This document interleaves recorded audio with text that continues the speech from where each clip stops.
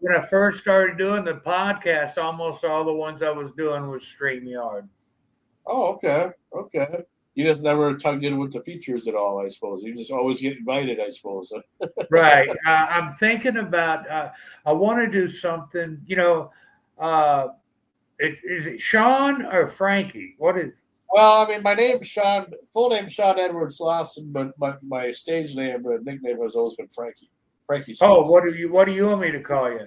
You can call me Frankie. Whatever, Okay. that for me. Okay. So, but anyway, I forgot what I was going to say. Oh.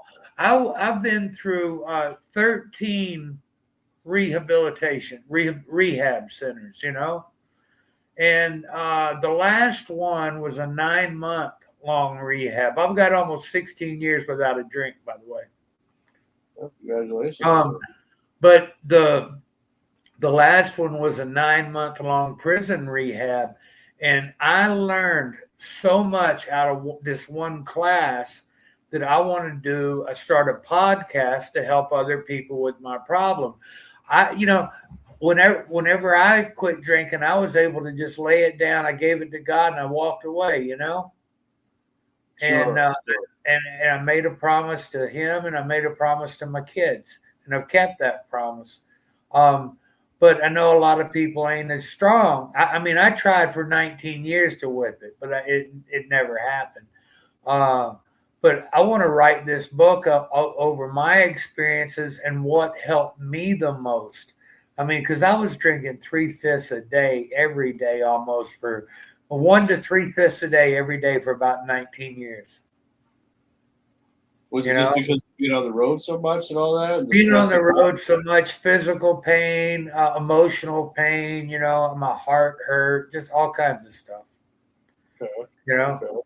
And the alcohol just made it better for the The alcohol made it better for the temporary amount of time.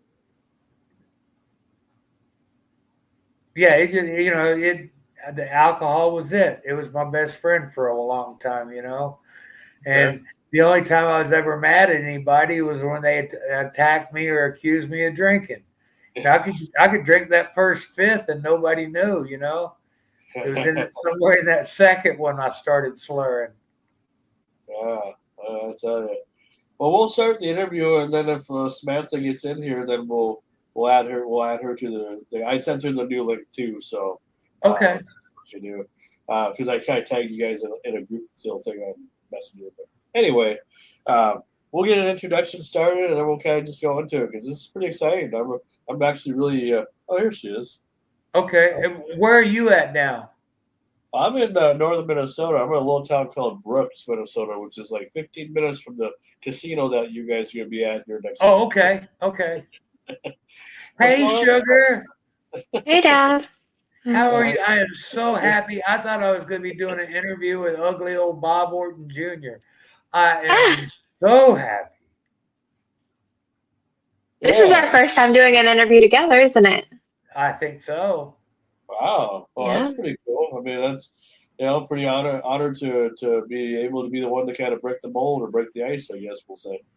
Cool. There you go. Anytime you're ready. All right.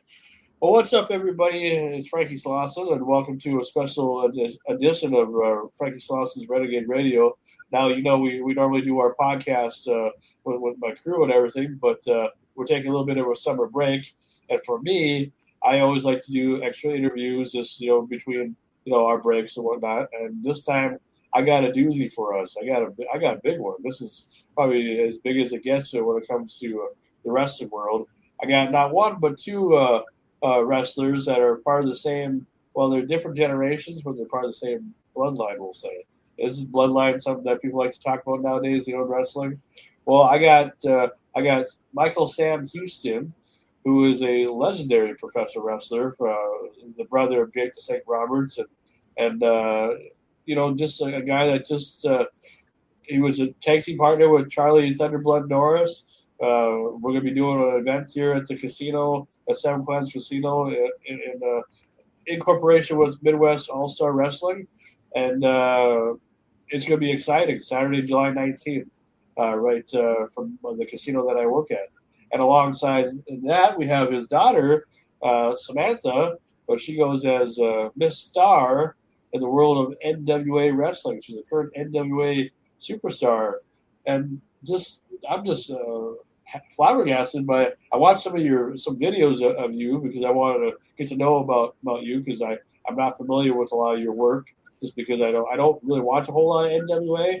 I do see it here and there, but I when David told me about you, I had to start getting some knowledge about you. So I watched some of your videos. And boy, I tell you, you definitely somebody. If I was a wrestler, I'd be too afraid to challenge. I think. Thank you.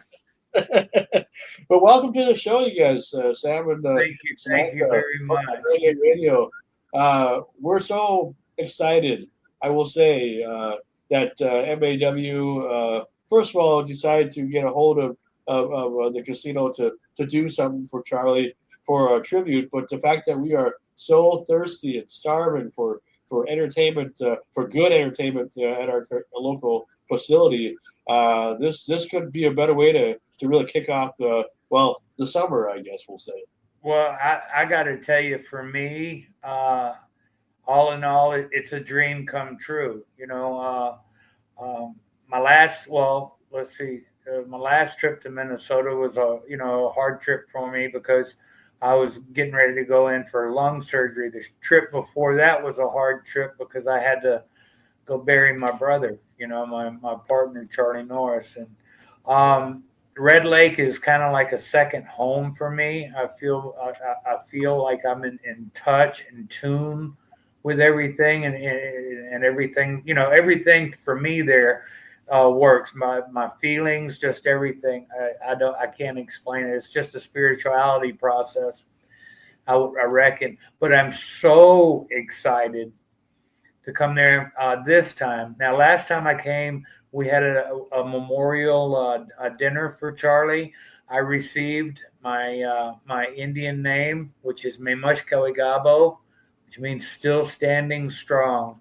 It was a beautiful ceremony. Jason Hart, my niece, gave me my name. He presided over Charlie's funeral. We've grown close, and he's been helping me through. So I was up there for my naming and the powwow last year, and then I came home, and then 2 days after I got home, I had my lung removed. And then 10 days later, they came to me and they said, "Sir, we're sorry to inform you, but your stage 1 lung cancer is now stage 3. We're going to have you do targeted radiation and chemotherapy." I was going through the radiation and talking to Jason, and he told me about a little boy in a water drum ceremony, a healing ceremony that we could do. And he came out 3 weeks into my radiation. We performed the ceremony. And that next day, there was something going on with me. The next week, when I was going to the radiation doctor, they came to me and they said, "Sir, you're a miracle. We can't find any cancer in your body." So I was blessed in that way. And then now, it's been a long road, a long year of recovery for me. I'm missing part of a lung. But my dream is to get in there one last time for my retirement match. And no better way to do it than to honor my tag team partner of many years, Charlie Thunderblood Norris. And what's really like the cherry on top of the cake is my daughter was there for my naming ceremony. I'll be there she'll be named into the tribe on this trip. So I'm just so excited, and going crazy. Wow. And I'm very excited to be back up in Thief River Falls because, 30 years ago, me and Charlie did do some stomping around up there. Okay. See, that's just the thing about this. Like, when it comes to Charlie, he's kind of like a lot of people around Red Lake know him, obviously, because of who he is or whatever. But there's a lot of people, including myself, that are a little puzzled because, like I know he was in WCW. And that's kind of all I know,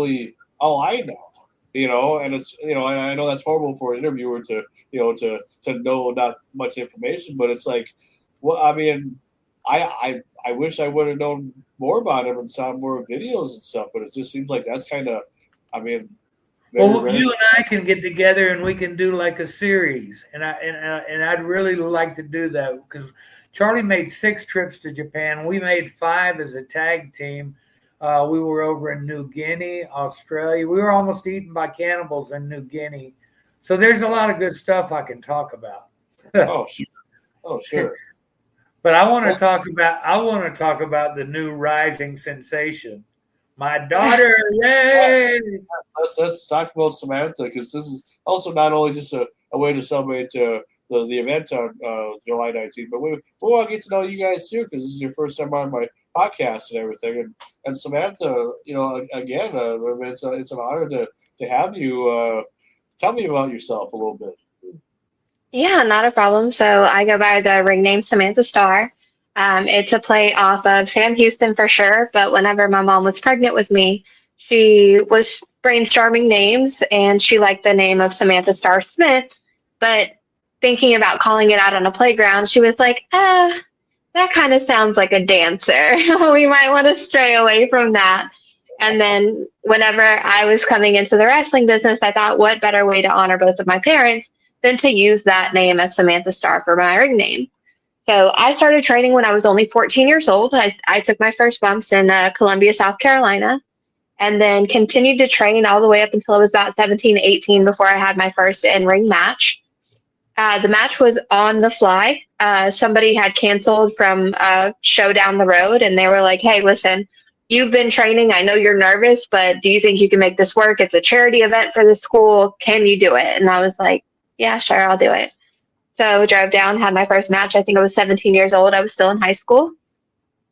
From there, I hit the independent scene. I used the name Samantha Starr, but instead of going by like 3rd generation wrestler, I wanted to go out and, oh, he has to go for a second. I'll continue talking because this is about me right now. So what happened was, there you go. So whenever I was younger, I already had a lot of pressure on me because of who my family was.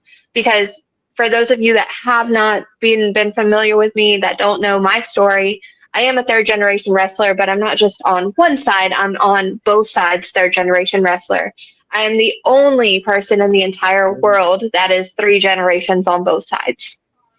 So out of the entire world, there's 45 3rd generation wrestlers. Out of those, only 8 are women.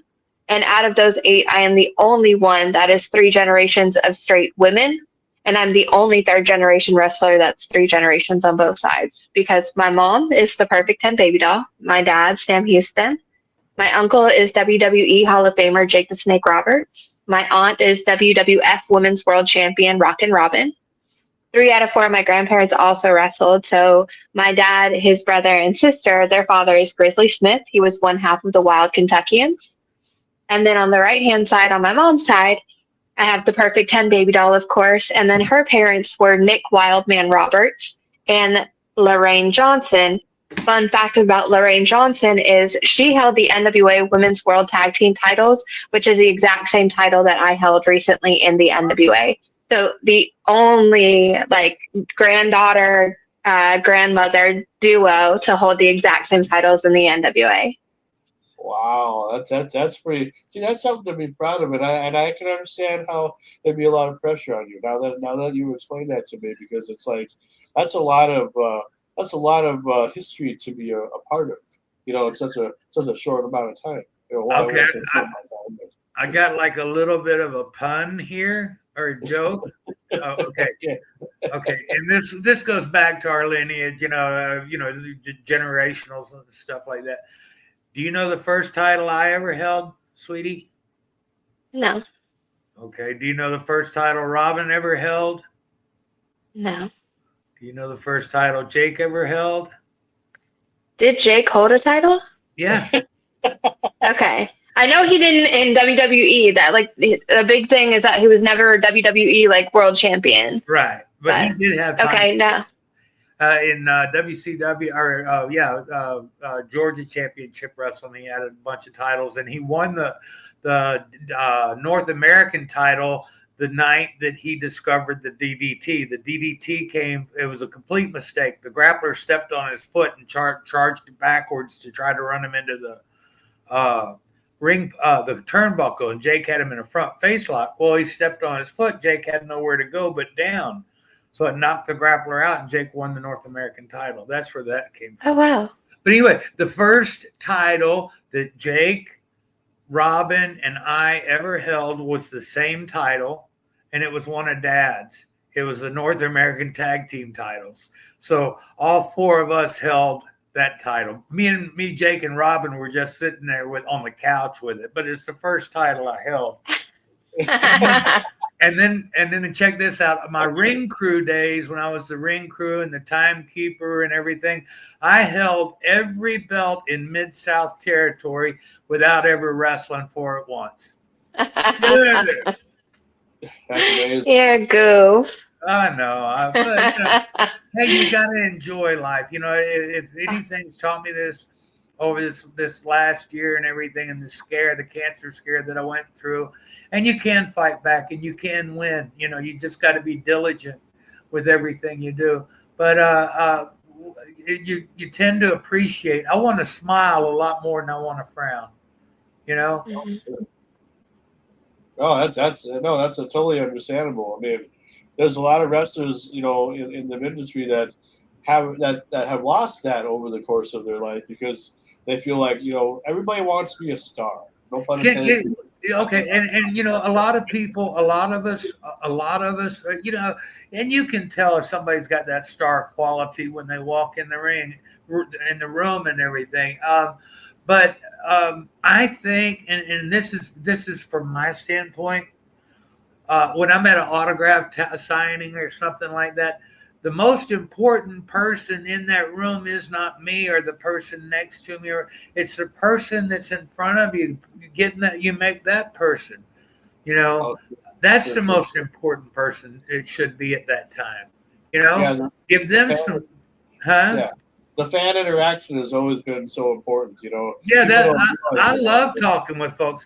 My daughter will tell you. I mean, I'll have a booth or a table or something. It's hard to keep me back there because I want to go and hang out and talk to folks. Oh yeah. And I suppose, Samantha, you gotta be proud of your father, for all his success and everything. No matter what. It's been an up and down road, but the fact that he's still around, that's the biggest thing. The second thing, you can be proud of the heritage that for the family that you come from, and three, now you're in NWA and everything, and it's like it just seems like success is finding you guys no matter what, type of success it is. You're getting to do something that you love and keep your family. We'll say your family bloodline, because like I said, a lot of people like to use the term bloodline nowadays, thanks to the whole storylines they're giving us in WWE currently. So your bloodline is just as important as any others. Well, let's see. You got how many? Did you know that TJ wrestled a little bit? Your cousin Who's TJ? TJ was Joe Lynn's son. Oh, no, I did not know that. Yeah, he wrestled for about 5 or 6 months. He did pretty good. But he didn't have it in him, Okay. But he did all it's right. hard. Oh yeah, and he was a little bit more on the lazier side. So, well, they got that show. They got that show called LFG. That's kind of like our modern day Tough Enough now. Now that's on TV, and even watching that, to me, it's like, as much fun as it would be to train to be a professional wrestler. I'm a little scared just to, for those guys, that that are just starting out, that have no idea if they're gonna make it or not. We just find out, And sometimes you got to have it in you. You really got. It's got to be a desire. It's got to be a passion, really. Because you got to be in condition. And I went to a thing at Lodi's the other day. Oh, he told me to tell you hello last night. I went to the gym. But anyway, last weekend, Cahegas flew into town, and Perry Saturn and Sonny Ono came into town, and they had his gym out for that Saturday morning for tryouts for Japan, and it wasn't through any organization or any wrestling booking office, over here in the States that was sending you over. the Japan people were sponsoring with Sonny Ono and these two guys to come in and find viable talent to send over there. And out of the 20 guys, one guy, I believe made it through the thing. But they go back to the old school. You got to be old school in shape before anybody got in the ring to do anything. They had to rip off 300 squats, Wow. and that's what you had to do back in the day. Back when I started wrestling, I was doing 500 a day. And then when we got ready to go to Japan, Charlie and I, when we got ready for our trips to Japan, I'd do 1,500 squats a day, in a session, just rip them out. But you got to be in good shape for that, to go. Well, you need to be in good shape over here too, the best shape of your life, because in the first minute while you're in the ring wrestling, you're going to use every muscle in your body, either pushing or pulling at least once. So Samantha, like, what was your kind of like? You're like, okay, well, we know that because of the bloodline that you have, that got you interested in wrestling. But like, when you first started training and stuff, what was that like for you? Intense. Intense to say the least. So my very first experience in the ring, I was only 14 years old, and I went to the ring with the heavyweight champion of that company. His name's Timber. He's a well-known trainer out of North Carolina. And he stood me in the center of the ring, and he said, all right, you're going to learn how to take a bump. And I was like, okay. He was like, I want you to stand in the center of the ring, and I want you to throw yourself as hard as you can with your back on the mat and try and land on your shoulder blades, tuck your chin, throw your feet up, hit the mat, spread out your weight. And I'm like, whoa, whoa, whoa, whoa, whoa. What are we doing? And it was so hard for me to get over that mental barrier of falling back and trusting that I wasn't going to get hurt. From a young age, like whenever you're learning how to walk, you're teaching yourself not to fall, because now falling as an adult, it hurts, and two, it's embarrassing. Nobody wants to fall now. So to consciously in your head say, all right, I'm going to hit this mat as hard as I can, you feel like a psychopath. So luckily he understood, hey, listen, you're 14, you're just getting in here. So he brought me over to the ropes, and I grabbed the second rope and I squatted down almost to where my butt was touching the mat. And I was just rolling back to try and get that motion, trying to get the head tuck, trying to kick my feet out from under me, trying to remember to smack the mat so I'm distributing my weight, and worked my way up until I was able to bump. Well, just doing it one time is never good enough. It's never good enough. So, of course, we went bump after bump after bump after bump. It was so many times. Just my biggest thing learning how to train was learning how to tuck my chin, because you don't want to get whiplash. You don't want to smack your head on the mat over and over again. So, like, you have to tuck your chin. That was the hardest thing for me to learn. So the next morning, because I had smacked my head on the mat so many times, I was so dizzy and I had whiplash so bad, like I couldn't even lift my head up off the pillow. And my mom looks at me and she was like, do you want to do it again? And I was like, hell yeah, let's go. And then throughout my teenage years, because I was balancing middle school, high school, soccer, a job, whenever I was about 16 years old, I got to go and work out with my dad in the ring. And it was the first time that I had gotten to body slam anybody. And I don't know if you know this. I don't know if you guys can pick up on this, but I am 5'7" at my best. That's when I'm like stretching, like I want to be proud of my height. I am 5'7". My father is 6'4". So there's a little bit of a size difference. Not only that, but it is my father. And you know how, father-daughter relationships work. There's a little bit of an age gap. So here he is, I want you to body slam me. And I'm like, you're old. I'm going to hurt you. But he was old, I was fat, and I was your dad. And you were a little bit heavier than me. Just a little. It was 240 at the time. Yeah, 240 to my 160, like almost a foot gap, 30-year age difference. It was a whole like algebra problem that I was trying to work out about how do I not kill him. And I was nervous. I was scared. But he's a professional, and he trusted me, and he trusted my ability. And of course, one thing as a pro wrestler, like you learn to protect yourself. So with him being a seasoned veteran, like he had no problem like knowing the motions, knowing how to post up, knowing to protect himself, knowing to tuck his chin. And it was weightless. Like for a 240 pound, 6'4" man, for me to body slam him, it was weightless. So it's definitely a memory. Okay, now Frank, let me stop right there because that's not where it ends. Okay, I told her to slam me just one time, and then she would feel the difference. And she got me up there, and when she launched me, I heard her squeal like that.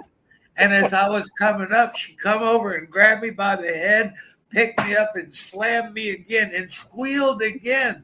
And then this time, the third time, she picked me up and slammed me, and I'm crawling to the ropes. And I said, baby, I said one time. And she said, but Dad, I got so excited because that was it, And that's, for me, about being able to tweak something out or iron out the kinks for something for my child, that is the biggest honor and pleasure in the world. So I didn't mind getting slammed a lot of times, but I'm old. And then I made her make her the guy that she had brought to work out with her. I made her make him cry. I wanted to make sure that my daughter could handle herself in any kind of situation. So I taught her a couple of moves that won't be taught to at schools or anywhere else. But she made him cry real tears, and then he said he wanted me to teach him that, and I said, nope, that's for her to know, not you. Wow. Well, that's well. See, and I like hearing stories like that, because the relationship between father and daughter, or father and son, or mother and son, or mother and daughter, or whatever, it's amazing. And when you guys can do the same stuff and do that as a career, or as somebody who's like starting out or whatever. I mean, that's the thrill of it. See, I always loved professional wrestling. And for somebody who's never been a professional wrestler, I still have no ideas of what you guys go through. But I don't want to be the type of person or interviewer to try to act like I do. You ever get around a lot of people who have a lot to say when it comes to the interview thing, and think that they and you just gotta be nice to them, I guess, and agree with them and walk away. I don't have to put up with it no more, but they don't got to buy tickets to come see me no more. So, but yeah, you do. You have your armchair quarterbacks and your people that want to critique everything you do and everything, And if it was meant sincerely, it would be one thing. But it's most of the time when they're doing it, they're trying to point their finger and stuff like that, and that just throws blocks up, man. So let me ask you, Samantha, because I want to kind of get your input as much as possible, and make you the star here today on the show here, since that's your last, your wrestling name and everything. Mm-hmm. What are some of your most memorable matches that you've had so far in your career that maybe some people might know, or maybe some hidden gems that maybe people don't know? Oh gosh, that's a good one. My highlight of my career was definitely winning the NWA World Women's Tag Team Championships.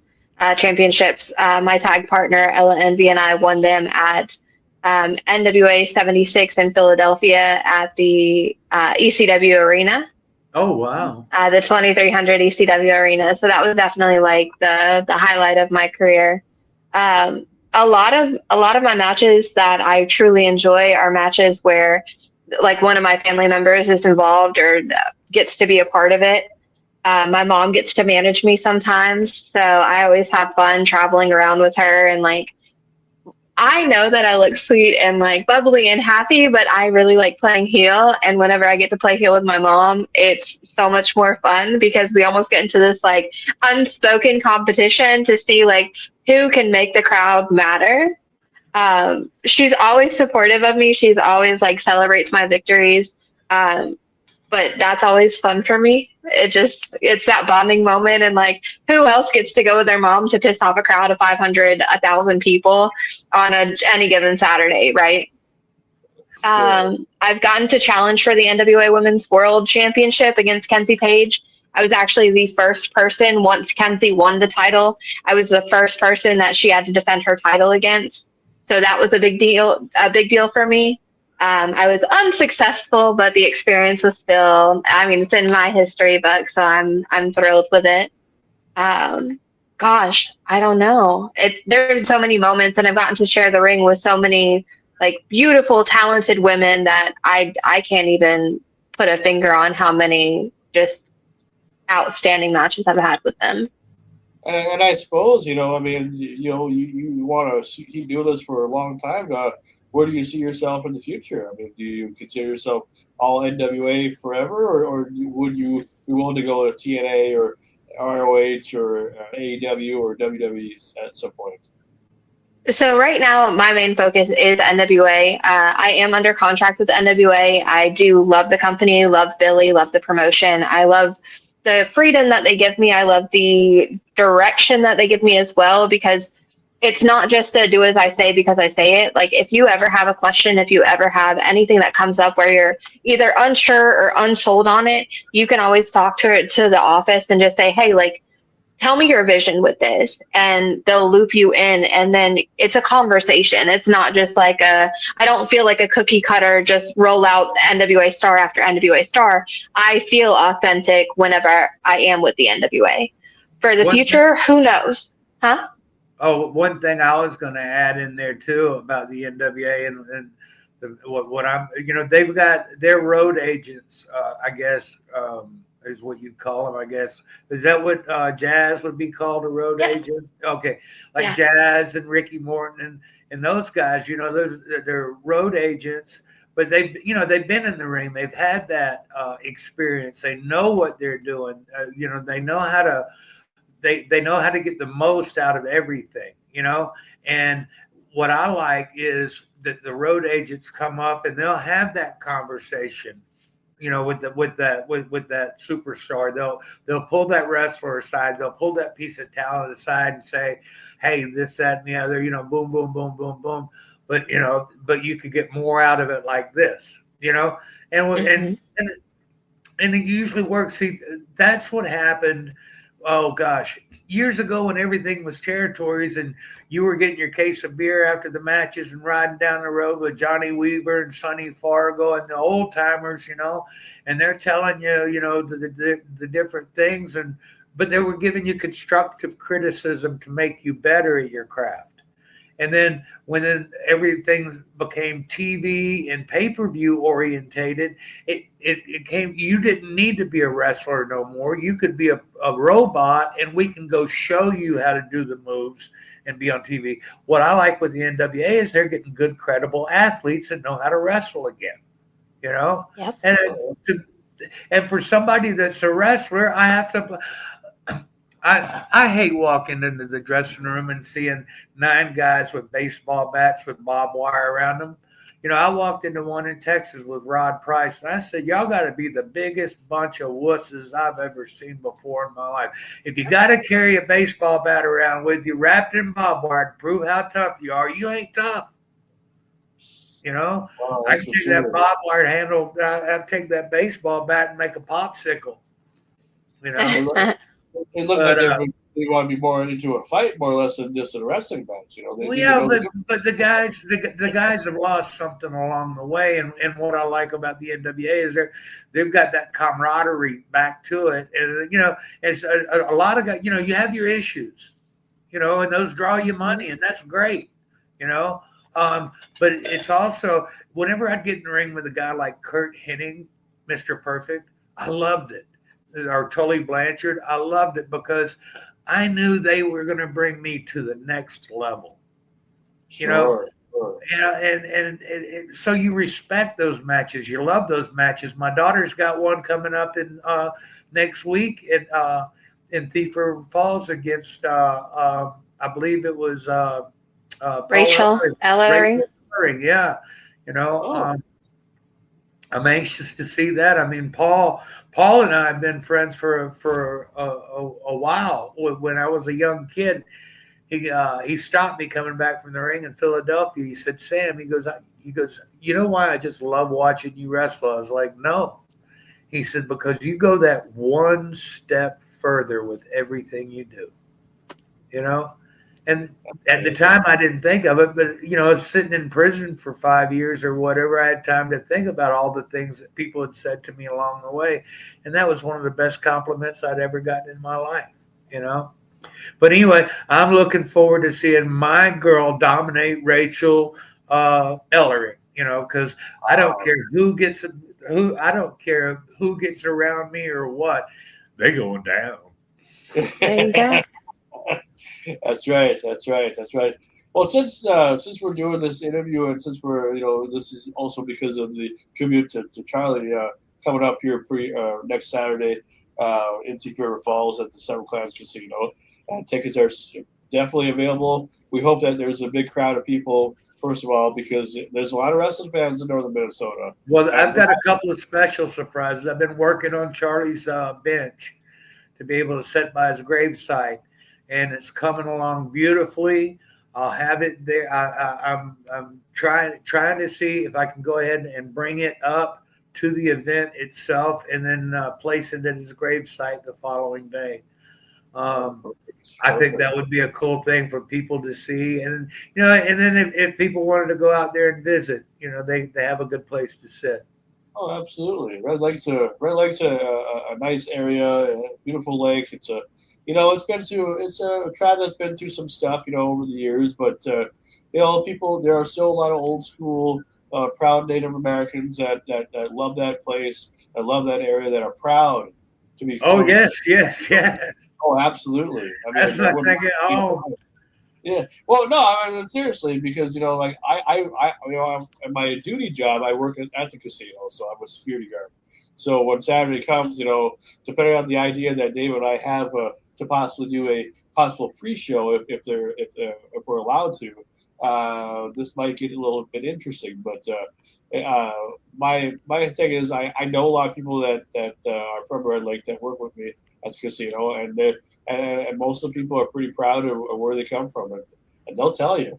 I mean, it's not always the easy times or whatever for them either, but it's it's home, and it always will be. So, and for Charlie, I believe that he was so proud to be from Red Lake. I mean, when you guys traveled and stuff, I mean, did they bill him from Red Lake, Minnesota, or was yes, he billed? Let me tell you about my partner, Charlie. Okay, yes, let's talk about it a little bit. He had a tryout for WWF, and his tryout was against me in Savannah, Georgia. It was 4 years, about 3 or 4 years before we hooked up in Atlanta. And anyway, sorry. That's all right. Anyway, here's this big kid, big tall kid. At the time, he weighed about 240, 245. And he was there, and he come to me, and he was wrestling me in his tryout match.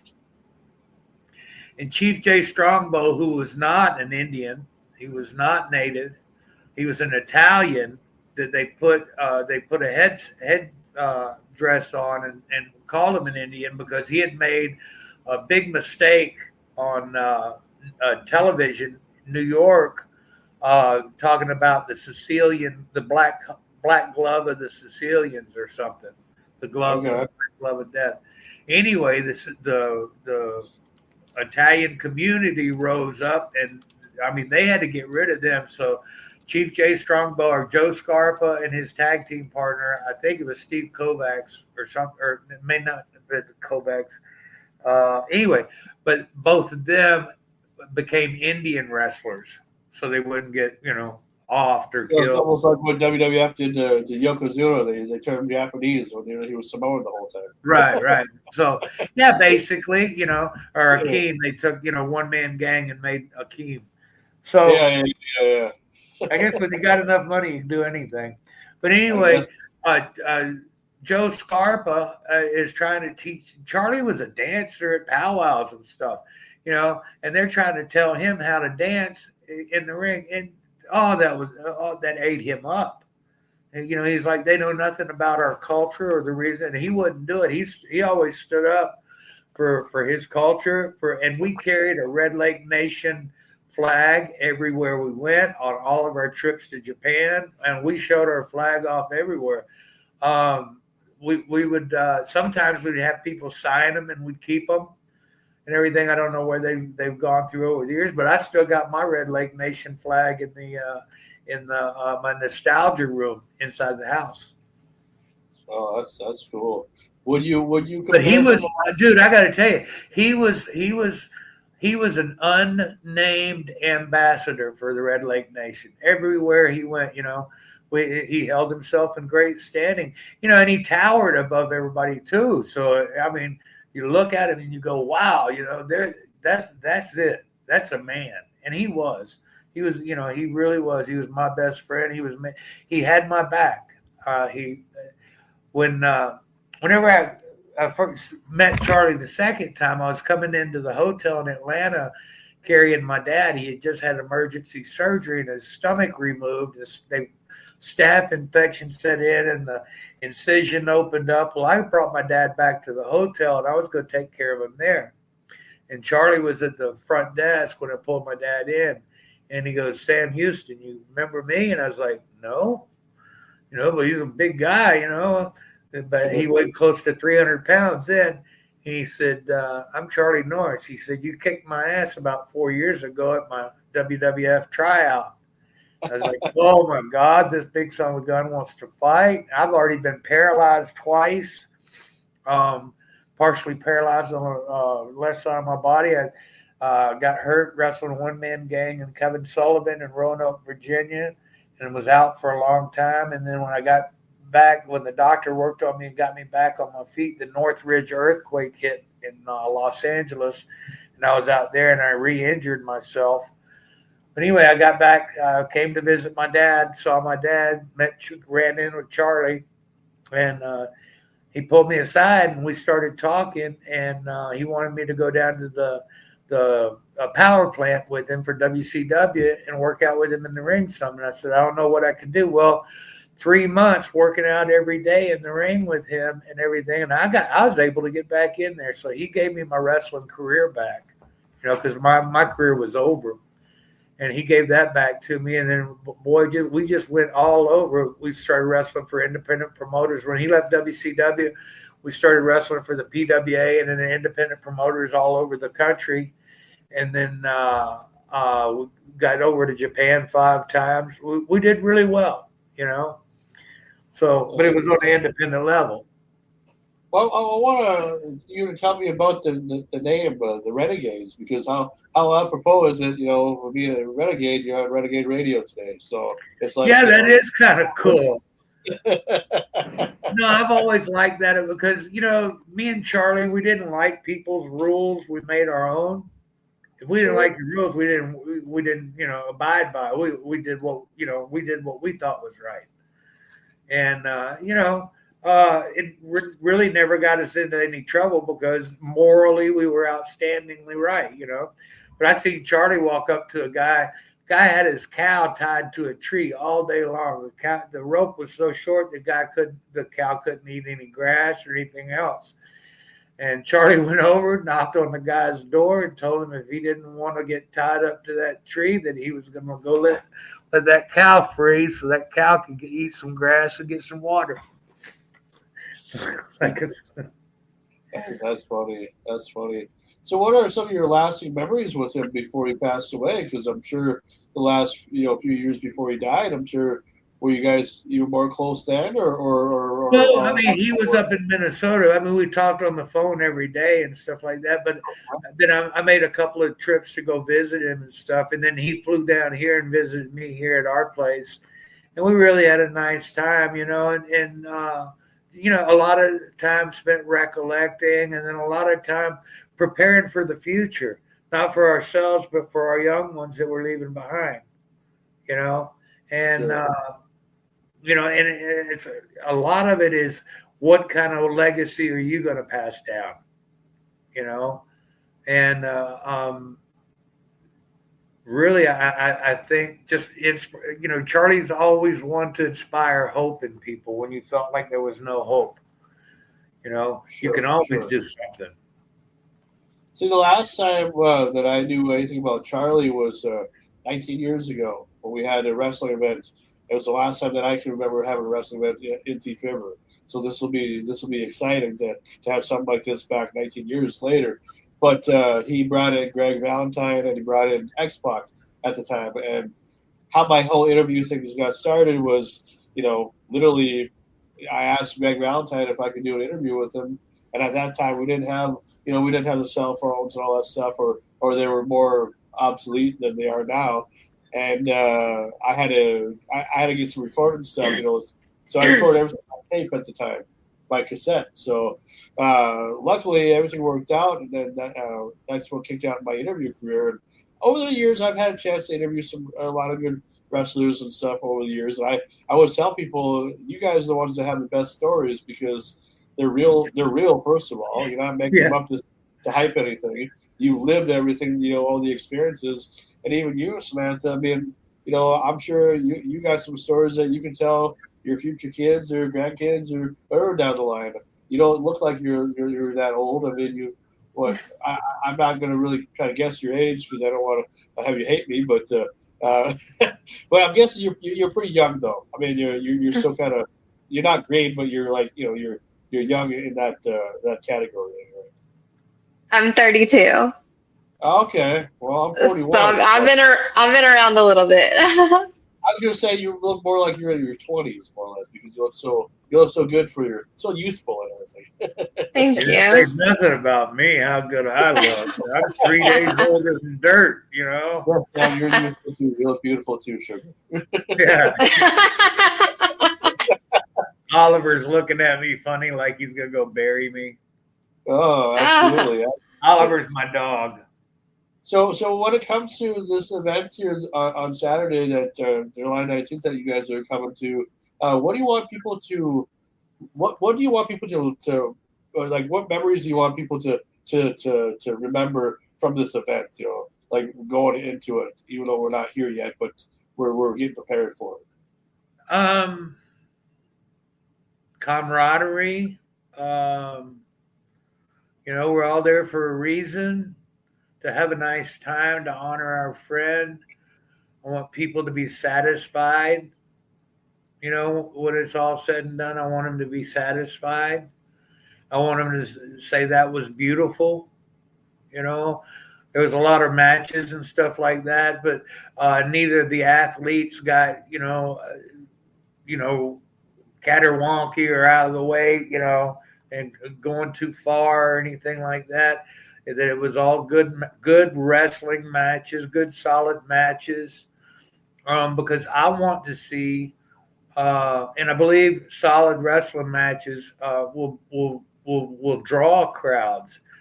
People will pay to see what they cannot do themselves, and that's why they come to the wrestling matches, because they can't. A lot of times they can't do these things, so they can live out through the athletes themselves. I just want everybody to come and have a good time, good, enjoyable time, leave there satisfied, and leave there knowing that they've been to something special tonight. How about you, Samantha? Like, what's your goal when it comes to doing these type of events? Yeah, so like he said, camaraderie, understanding that we're there for a purpose. We're there to honor Charlie. But one of the biggest payoffs that I get in pro wrestling is whenever people come up and they tell me about their childhood memories of getting to watch with their mom, their dad, their grandfather, their grandmother growing up. So with Thief River Falls not having any wrestling events for the past roughly 19 years, I would love to see just a slew of brand new wrestling fans get to come out and experience their first live event, and for us to be able to bring that to them, for them to go home with those memories. So maybe whenever I have a kid, or maybe 10 years down the road at an autograph signing, someone will come up and be like, "You're the first female wrestler I ever saw. I saw you in Minnesota," and just have that joy and that just fulfilling moment. That's what I hope to get out of it. Well, we have another organization called Destination Pro, but they've never done anything at the casino yet. And they've been around for a few years, but the Midwest All Star Wrestling guys, they seem like they know what they're doing as far as like putting on shows all over Minnesota and beyond. And David seems like a good promoter. How do you guys learn about David? Well, David reached out to me, and I was like, I'm jumping at the bit, because I want anything I can to memorialize and to do something special for my partner. And David's been really good with me about keeping in contact with me. And I explained to him about my daughter, and he was all up in that. He wanted to make sure that he had her on the event. He's just been like phenomenal for me. And I want to do whatever I can to help him proceed, to keep moving forward. I'm not sure about any of the other locals around the Minnesota area or not, but one of the things that I find is if you use less than credible talent, you're cheapening your own show, and you're actually committing suicide. Because who's going to come back to watch something that's not legit? I want to see good athletes. Well, that's how I agree with you on that, because I'm so glad that this is going to work out, because the fact that they reached out to you guys and Dave reached out, and Dave was helping put this together, not just for a tribute, but just the fact that our area here, we are hungry, we are thirsty, we need this entertainment. Our casino used to be one of the number one places to go for fun, not just to gamble. All you got to do is tell the casino, bring me up about once every couple of months, and we'll come on up here and have some fun. Do you often gamble much in your personal life? I mean, I play a little bit, but I'm not a real big gambler anymore or anything. I've kind of learned it, when you gamble on something, if you lose, then you don't got that to gamble with no more. That's right.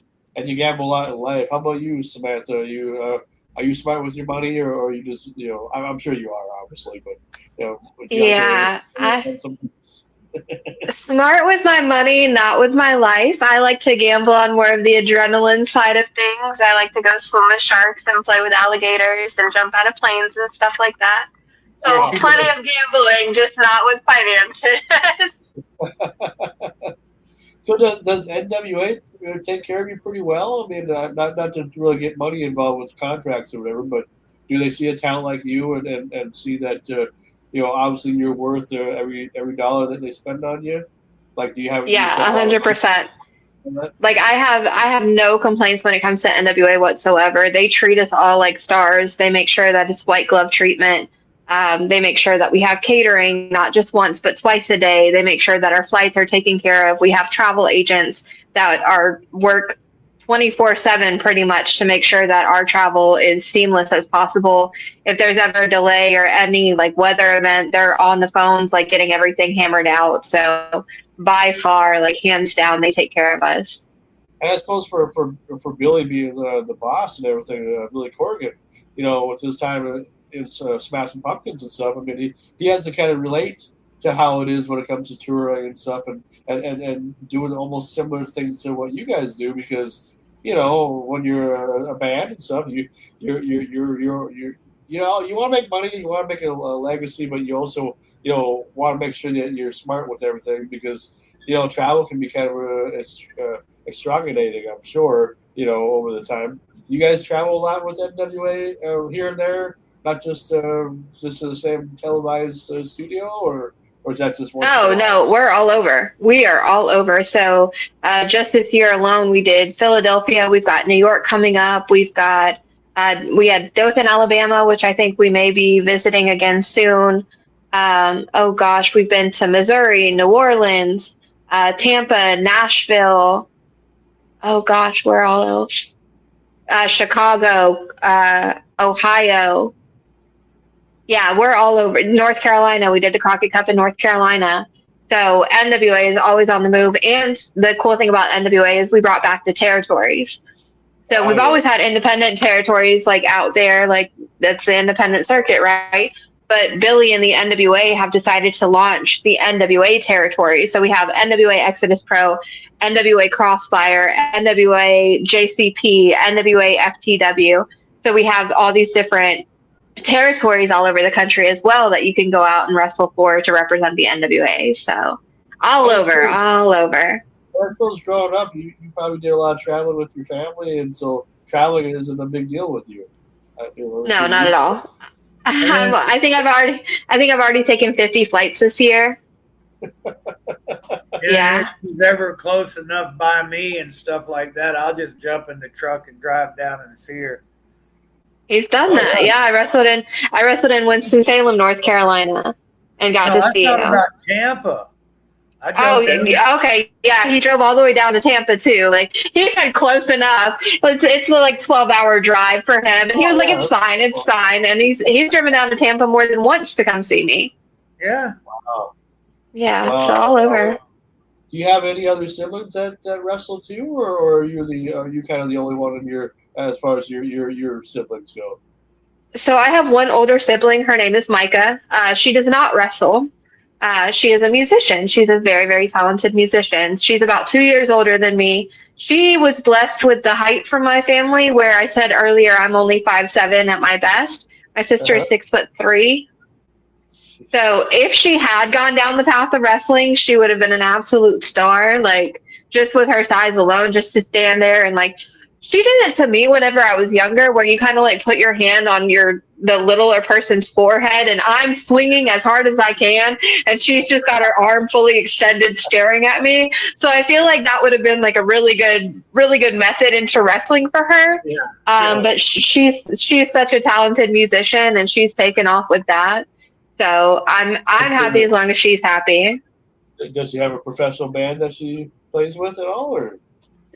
So she was with a band called the Nevernauts for a while, but she does a lot of independent stuff. Just with musicians, a lot of musicians are kind of finicky. They're not the most reliable group of people, but she's so passionate about it that she's learned that as long as she relies on herself, she'll do what she wants to do.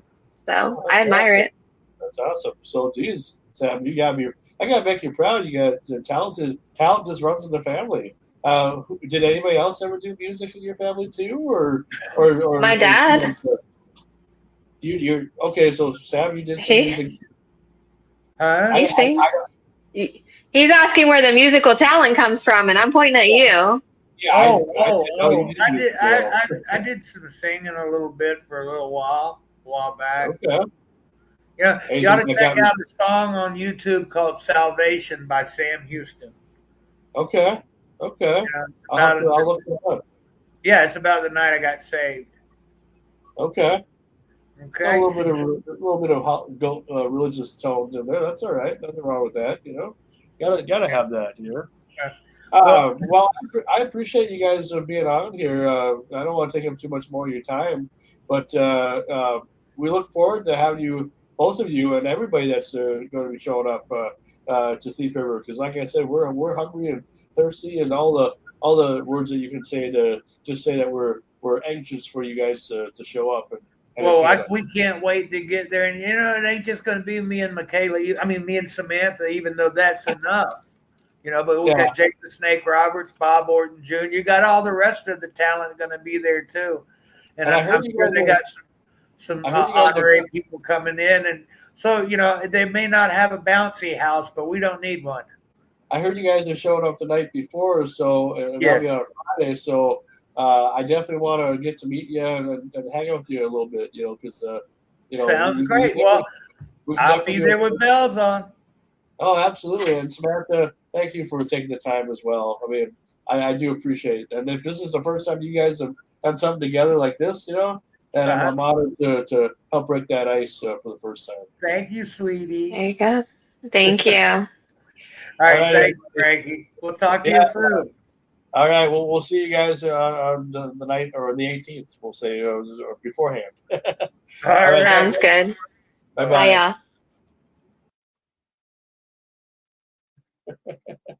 All right, and that was Sam Houston and his daughter Samantha STARR, current NWA superstar. Like I said, tune in to Saturday, July 19th, over at the Seven Clans Casino. MAW is coming, and we're doing a tribute to Charlie Thunderblood Norris, and it should be a good time. And maybe there'll be more to it that I might be involved in than just doing interviews. So maybe something cool will happen. But we'll see you guys, and we'll see you guys soon, because Monday, August 4th, remember, season 5 of Renegade Radio, Frank Sloss's Renegade Radio, will be coming back, and we're in it for another season. Much longer will we go? Well, it depends. Depends on a lot of things. Depends on the success of the season, and depends on you guys, the audience, participating and stuff too, and my crew as well. So, anyway, I'm Frankie Slauson, and we'll see you soon. Bye-bye. I'm over the air, just so you know. That's fine. Okay. Michael actually is done earlier, so he just was like, let's do it. So I'll go ahead and patch you through to him, okay? All right. Sounds great. Thank you. I appreciate it. Sure. Hold on, please. Michael Winslow.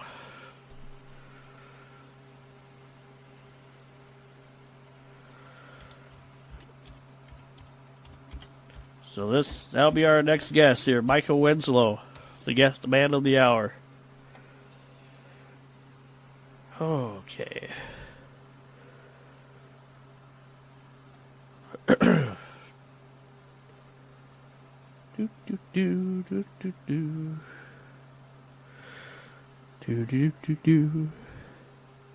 Michael, are you there? Yes, I am. Sean, are you there? I am here. Okay, I'm going to go ahead and drop off and leave you guys at it. All right. Have a good Hey, interview. thanks again. Hey, Michael, how you doing?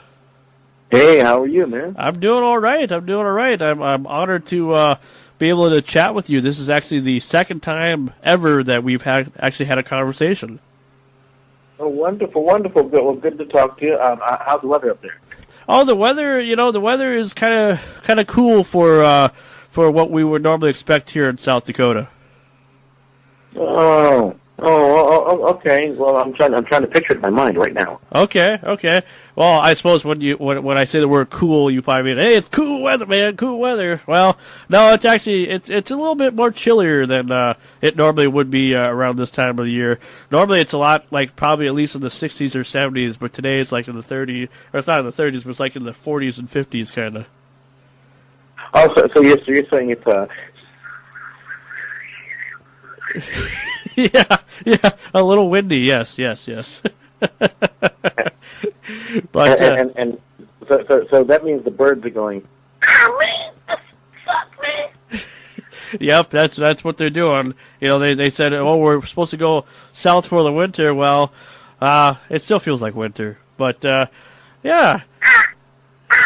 You're going to finish that burrito? But I appreciate the fact that we were able to do this interview. It's been a while since, like I said, the last time I ever chatted with you was back in my Minnesota radio days when I worked at a radio station called Pioneer 90.1, and I chatted with you back in 2006. And I thought, well, it's been a while, and I know you've been up to a lot of stuff since then, so it'd be great to have you back on. Minnesota. That means.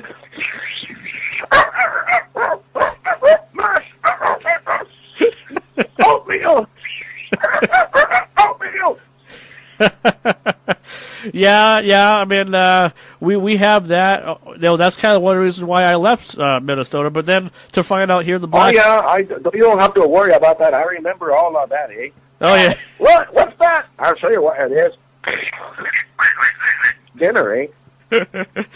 Yeah, and you're kind of right on the ball there, because where I lived, it was real close to the Canadian border. So yes, with the accents and stuff, you're definitely right on, my friend. Oh, I'm so glad you remember all of that stuff, eh? Well, tell me, have you spoken to any of those soldiers since all this began? I have spoken to others. Yes. Good. Well, it's good to be back in warm. I tell you, man, that was cold. Oh yeah, yeah. And have you ever been up to the Black Hills area for any comedy event or just passing through at all ever? Oh yeah, I've been up and through the area before. It's just that it's been a while, and it'll be good to be up there again. You know, because I try to visit everywhere because I'm all over the planet. So you know, it's probably time to do some play some catch up. Yeah, and as you know, being a historian, I'm sure you already know that Rapid City is actually about 20 miles away from Mount Rushmore. Exactly. Yeah, but you have to go through a lot of those wonderful Top Gear type of road turns to get there. Yeah. And I enjoy that a lot. Yeah. Well, Just make sure that it's a British automobile. No, it has to be a German automobile. No, that's not it. It has to be a British automobile. No, it has to be a German automobile. Well, I believe that's versus. How many animals you hit and how many points you get for each animal that you do hit. So, to start off the interview, my friend, what have you been up to lately? Because I know you've been doing tours and stuff. And about 6'1". Just kidding, man. Yeah, man.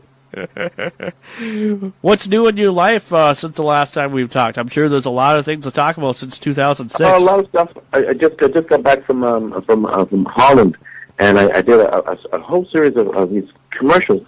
The Dutch production company approached me to do the sound of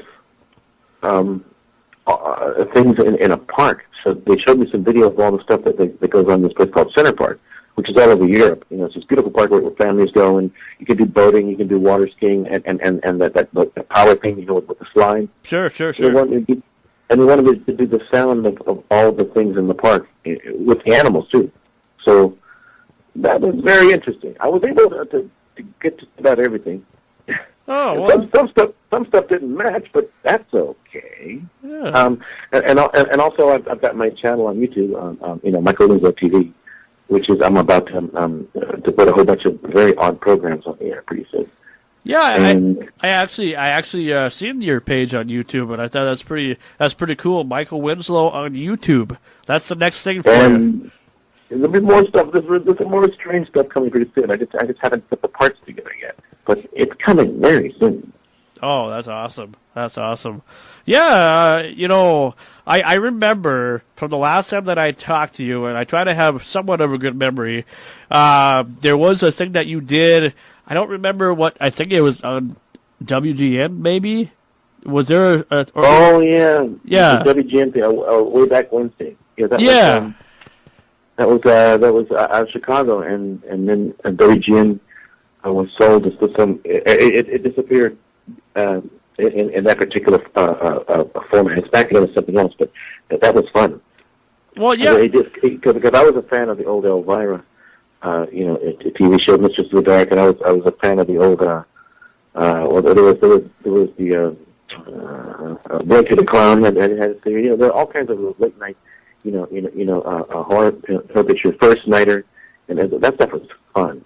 Because I used to sit and get scared every night, on a Friday night because it was fun.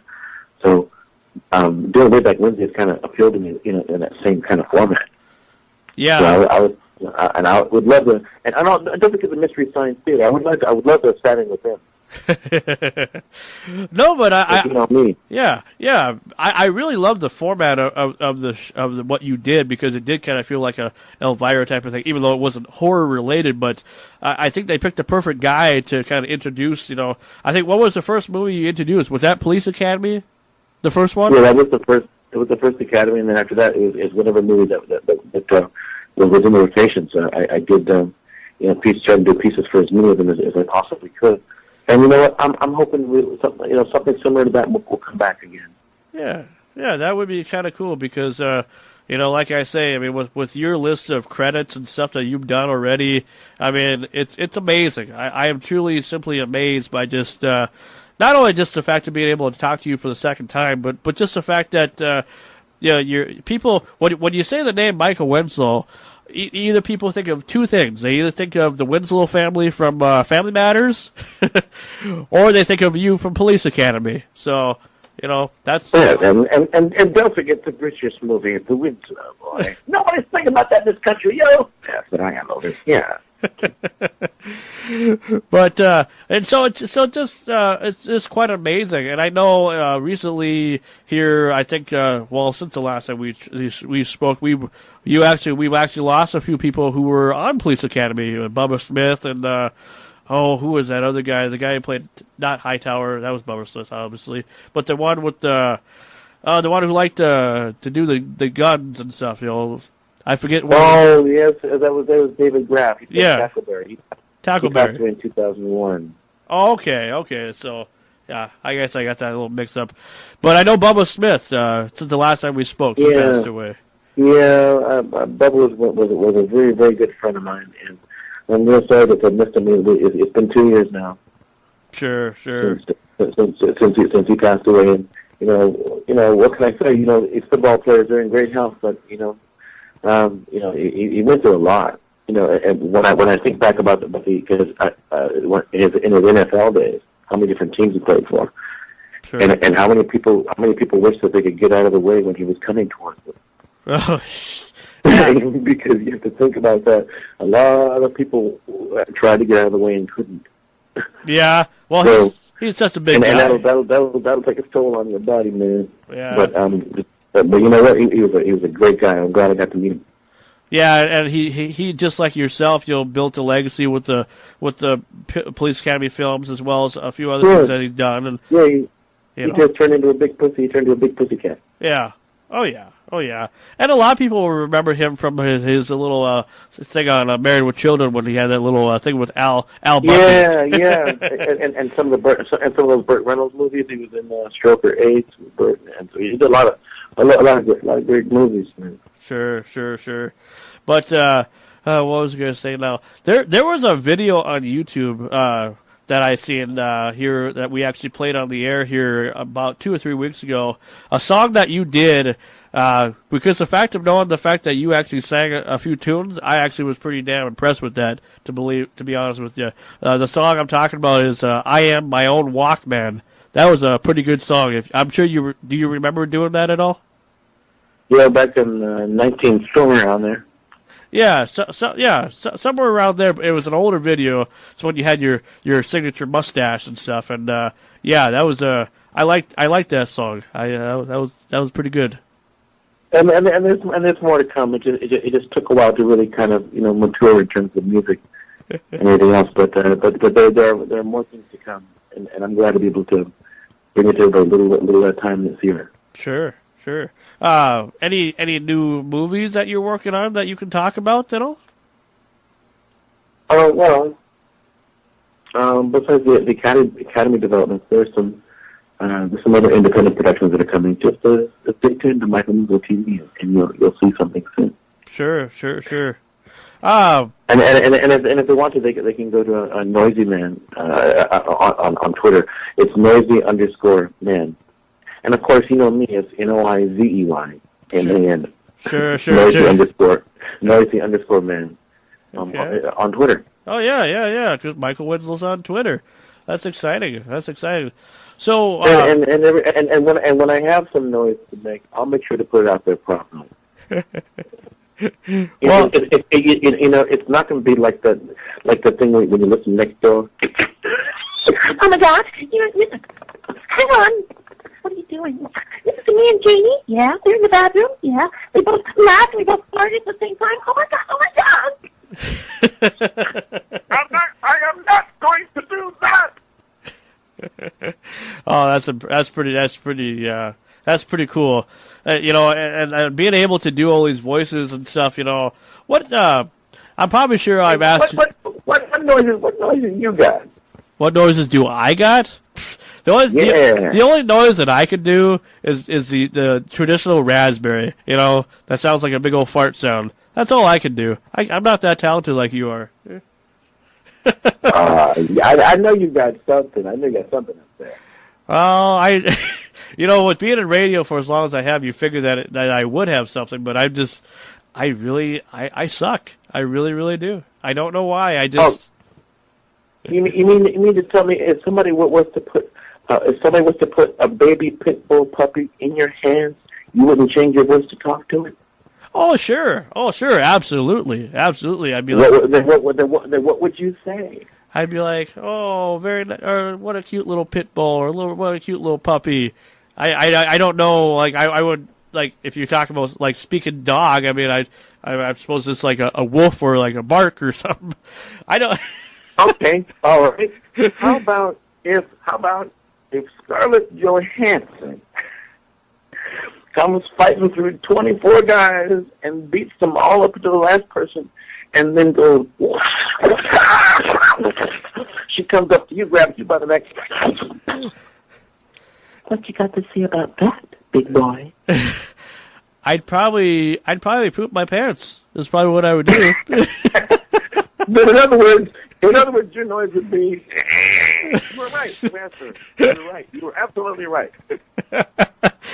Would anybody do that if they see somebody do that? I mean, holy crap! No pun intended here. No, you know what? That's one of the outtakes for Captain America that we didn't talk about. Yeah, Captain America. Yes, Captain America. But what I was going to well, you know what? I guess I would do that if one of the show people grabbed me that way. I'm afraid I'd have to agree with you. Yeah. Well, I mean, if somebody actually tried to freak you out like that and you were not expecting it at all, you see this hot chick and all of a sudden she turns into a freaking monster. Holy moly, that would do it all for me. It would just my luck. It would be Samuel Jackson. It'd be grabbing me. I got to have your answer right now. Yeah, man, I'll answer you, but I need a new pair of pants. Oh man. Yeah. Oh man, he just crapped himself. Oh damn. Oh yeah. Oh man, what's in your wallet? Yes, yeah. I'm actually surprised. He's doing commercials now. The guy who has done like every damn film possible is now taking over television now with commercials. Hey, why not? Revenue is revenue. Yeah. Well, this guy. I mean, that's why I'm kind of surprised. Like I know what you're doing. It's like you're still out there doing your thing and stuff. But for me to see somebody like Samuel L. Jackson doing all types of films, just like Morgan Freeman and just like Michael Caine and all these other people that have done just about every movie you can think of, even Nicolas Cage. Even though we haven't really seen anything new from him lately, but Where's the Michael Winslow? Where's the Michael Winslow movie marathon? Like, you'll take over like 2015. Every movie that comes out will star Michael Winslow, whether it's a comedy. I'm working on some items that come up where you'll be able to wonder if that's possible. But I am working on some things that are coming up, and it'll be quite strange. I mean, we haven't heard from the governor lately, Arnold. So. I got to give him something. Got to have to give him a little bit of work. Oh, sure. Because people are starting to miss him, man. Get to the chopper! Look out! Oh no, it's a pit bull puppy. It's trying to kill me. Run the chopper, little pit bull puppy.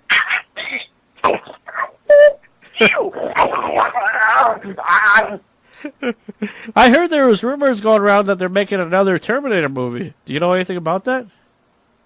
I wonder. What would they call it? What would they call it? Launch of the Pan. They call it Terminator 5 Genesis. Genesis. Okay. Okay, good. Genesis. Yes, because they got to use a biblical term for it too. I think that's the size of it depends. The Genesis size. Yeah. Oh man. And what would the trailer be? Be very simple. It'd start off in a world of the future.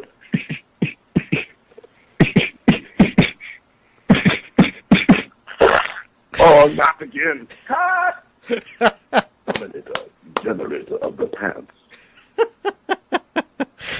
That would be an interesting spoof trailer. I mean, really. I mean, if you could, I could just picture the visual in my head. Well, we already have the audio, so the visual would be pretty exciting. Oh yes. I was just trying to figure out where to put Snoop in that, and I couldn't find any room for him. Yeah. I'm kind of surprised that you never did any of the scary movie films because not just because it had to do with parody and stuff, but I would have figured that you would have been like a perfect fit for any of those type of films just because they're funny. They probably wouldn't let me in because the noises would backfire and kill the crew, so they probably wouldn't let me in the movie. And I noticed that they keep doing they haven't done many lately, but they like the last one was Scary Movie 5. But even I know they're like from the people that directed or filmed the Scary Movie the franchise have done like superhero movie and whatever else movie, American movie, all these other different parodies of whatever they're based on themes. I'm just surprised you never got the call just to say, hey. Well, it's early yet. Stay tuned. It's early yet because we're just deploying myself in the different areas now, and now that new Seth MacFarlane movie's coming out. Yeah, and I know was it 1,000 Ways to Die in the West. Yep. So you know what? I hope they're heading towards the Blazing Saddles territory because that would really be funny. Oh, sure. I think in a way. I don't know because you couldn't make that movie now, which is too bad. Oh, they could make a remake of it. I'm sure they would. I don't know if it'd be as funny. No, they wouldn't because you'd have to pick on everybody, and a lot of folks ain't going like that. Oh, I suppose, yeah. I suppose with the racial thing, I suppose, yeah. But you know what? Whoever pulls it off, good luck to them. Hope they buy a nice island. Yeah, I forget how racist Blazing Saddles was. It's been a while since I've seen it, but I have seen it, and yeah, it was so wrong on so many delicious levels. It's like putting Snoop and Mary Poppins. So how do you figure that back in those days they got away with that then? I don't know because it was Mel Brooks and Richard Pryor writing it. That's why. And everybody thought, these two are legends, so everything's cool. It doesn't matter. It's cool. Yeah, because these two guys are crazy. and for some reason they're together writing this, and we don't know why. But it worked. It was just wrong. Yeah. Well, it's almost like, I don't know. Like I used to like watch like the Monty Pythons and stuff, and while they're there, same thing. Yeah, same difference. Especially with the guy with the horse and the coconut. You know that's wrong, but the audience accepts it. Yeah. Well, I think nowadays an audience, because now with so many remakes that are out there, audiences have I think they can tolerate some stuff. Now I don't know how far they could tolerate it, but I think with from what I've seen from Seth MacFarlane's new trailer of 1,000 Ways to Die in Texas. I know this is not a pun for his movie or whatever to say he's sponsoring us or whatever. But anyway, I've already seen some of the previews that they've allowed on TV. And there's one that I would love to say, but I don't think the FCC would love it if I said it. So even if I said it clean, Well, there's a lot of stuff that you can get away with now that you couldn't back in the day, But there's some limits that you can just play with. So many edges sides of the edge, I guess. I mean, I remember when I was a kid growing up watching the Smartest Brothers, and I remember them getting fired off their own show for a season. Sure. Because they went too far, and something happened, and they ended up getting fired. So they kept the show on the air, but without him.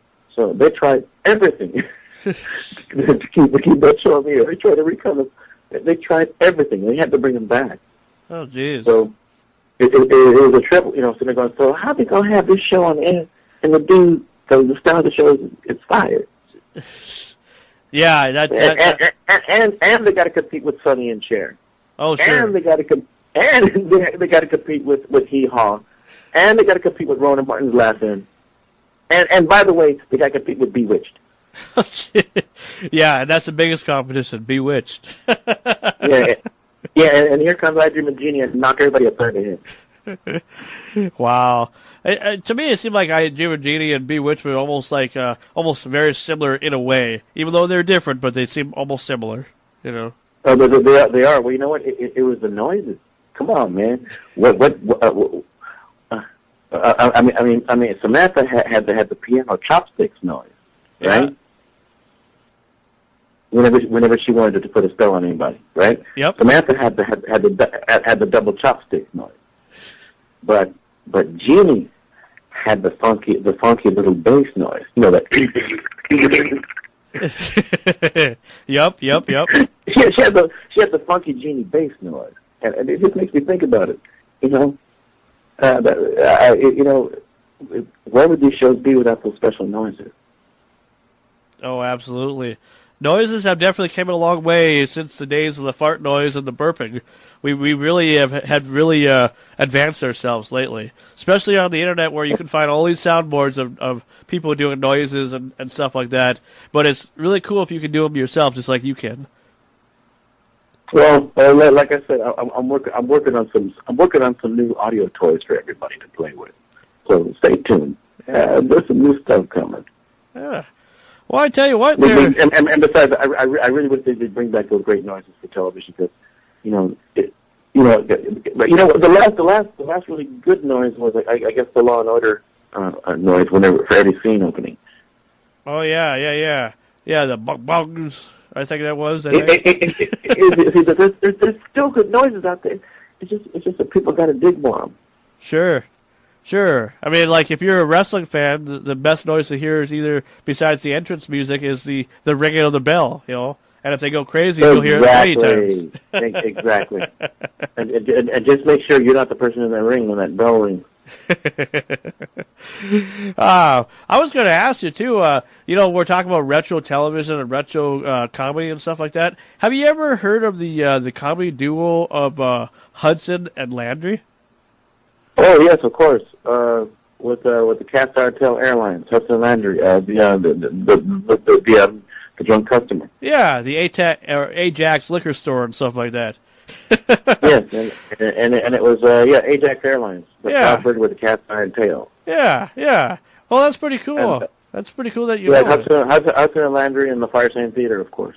Yeah, because a couple weeks ago, I have a co-host that does my normal radio show with me, and he introduced me to the comedy duo Hudson and Landry, and I never heard of them prior to being introduced to it, and then I found all their stuff on Spotify and throughout the internet, and I was very, very impressed because how clean the comedy was back in the day, and how they were like radio people that just kind of loved to do comedy bits together. Right. Yeah, that was back at the same time at Firesign Theater, and in Denver there was a group called High Street. They were really, really good. They used to. They introduced me to how you can get in trouble on the air in live real time. What they would do is at the FM studio, Freeform Radio, KFML, I think it was.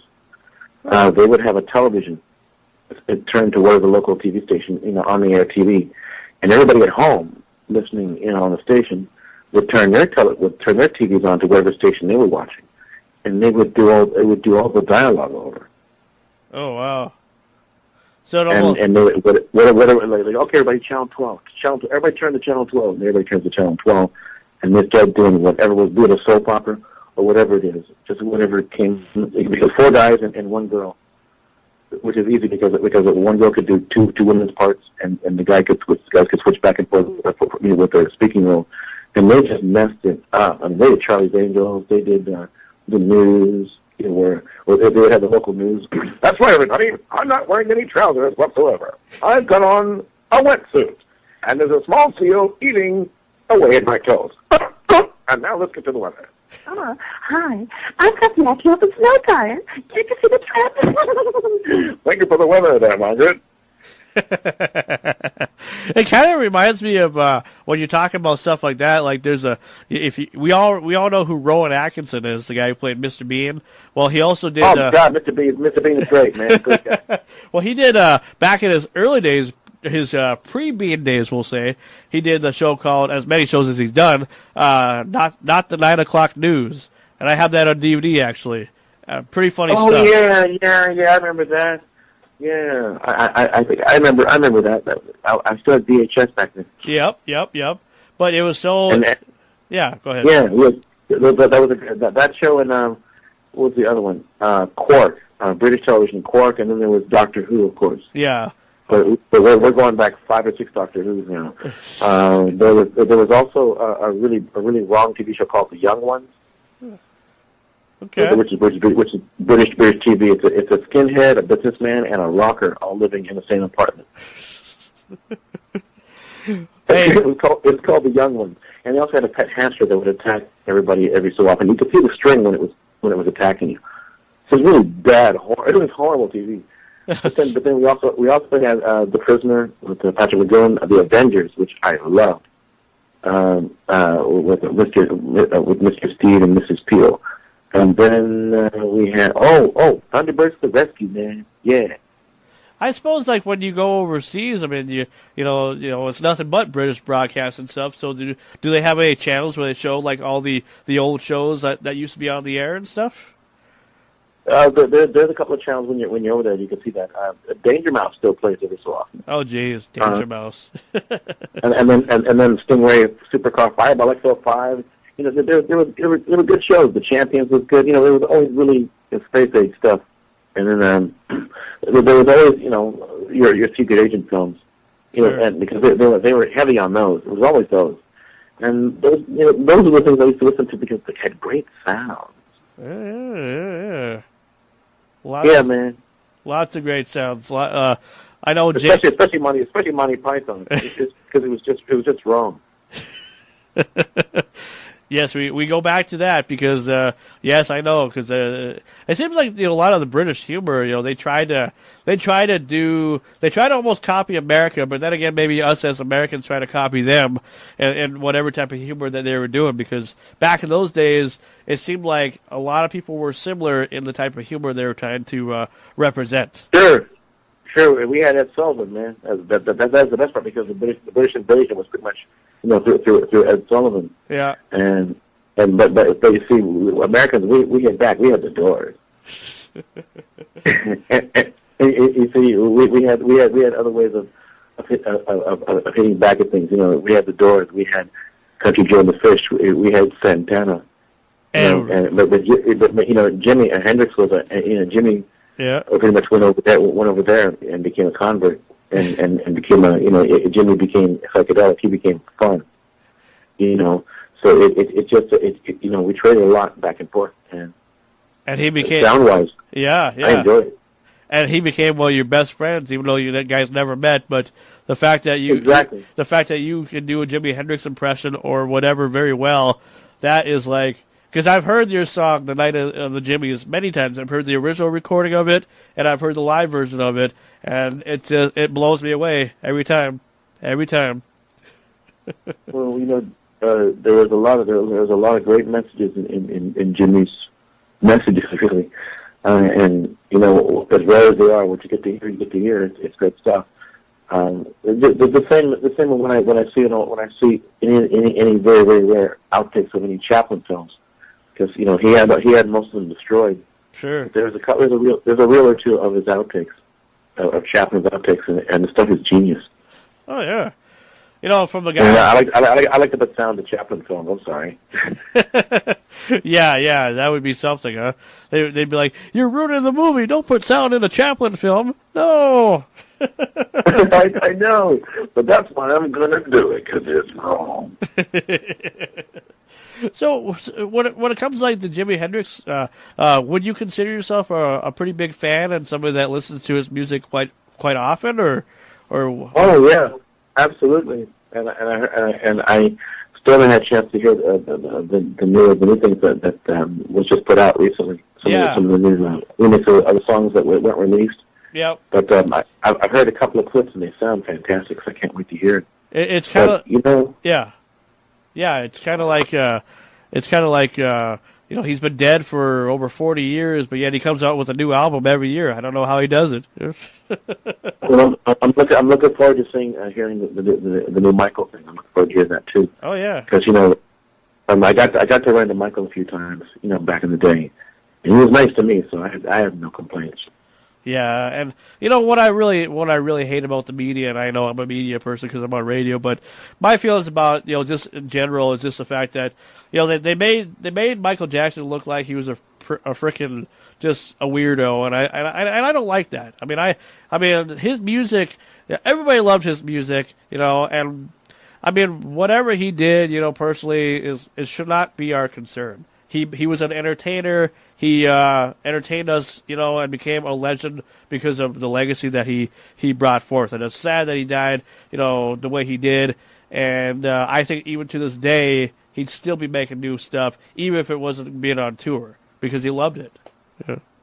Yeah, I know. I mean, there's a lot of stuff we would like to reset and replay, but I'm glad I got to meet him at all.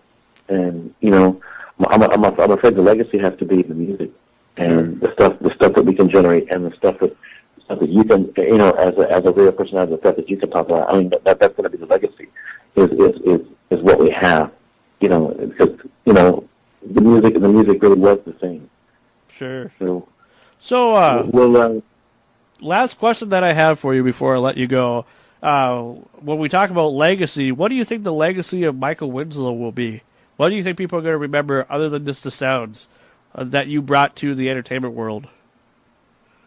I'm sorry, I don't have an answer for you. I'm right in the middle of mixing some concrete and building space frames right now. So I'm right in the middle of building things. I have no idea at this moment. Okay, well that's because as a work in progress. Well, let me put it to you this way. Come over and speak to yourself. What, mate?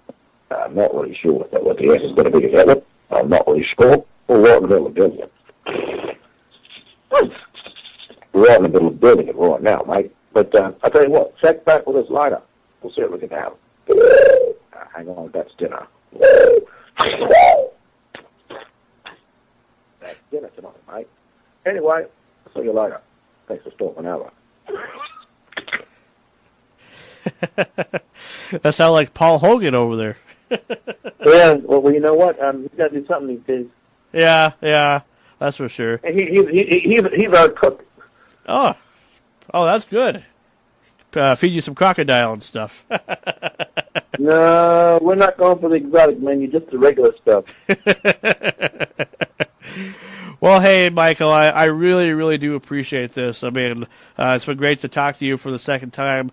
I call it almost like a once-in-a-lifetime thing, but since it's happened again, I really wish you the best of success. And, if you ever do come to South Dakota, hopefully we could, we got a civic center right in town that could book you for, if you ever do a tour throughout South Dakota or somewhere.